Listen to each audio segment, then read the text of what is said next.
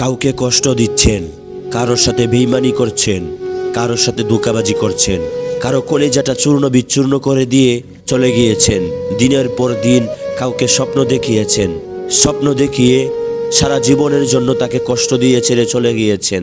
দিনের পর দিন আপনার কষ্টের কথা স্মরণ করে সে চোখের পানি ফেলে তার রবের কাছে প্রার্থনা করছে। কি ভেবেছেন আপনি কি মাফ পেয়ে যাবেন? আপনার দেওয়া কষ্টগুলো সে মনে করে তার রবের কাছে প্রার্থনা করছে, আর 2 ফোঁটা চোখের পানি ফেলে ফেলে রবের কাছে আপনার দেওয়া কষ্টের কথা বলছে।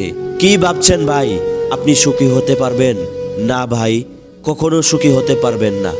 যাকে আপনি কষ্ট দিচ্ছেন, যার সাথে আপনি বেইমানি করছেন, যার সাথে আপনি ধোঁকাবাজি করছেন, দিনের পর দিন স্বপ্ন দেখিয়ে তার কলিজাটা চূর্ণ বিচূর্ণ করে দিয়ে চলে গিয়েছেন, তার কাছে আপনার মাফ চাইতে হবে।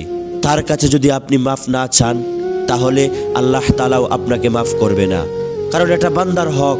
আপনি যে তাকে কষ্ট দিচ্ছেন, সেই মনটাকে আপনি বানিয়েছেন না ভাই, সেই মনটা বানিয়েছেন তার রব। তার রবের দেওয়া মনকে আপনি কষ্ট দিয়েছেন, আপনি কখনো সুখী হতে পারবেন না। তার কাছেই আপনার মাফ চাইতে হবে। সে যদি ক্ষমা না করে, আল্লাহ তাআলাও আপনাকে ক্ষমা করবে না। আর সে যদি আপনাকে মাফ করে দেয়, আল্লাহ তাআলাও আপনাকে মাফ করে দিবে।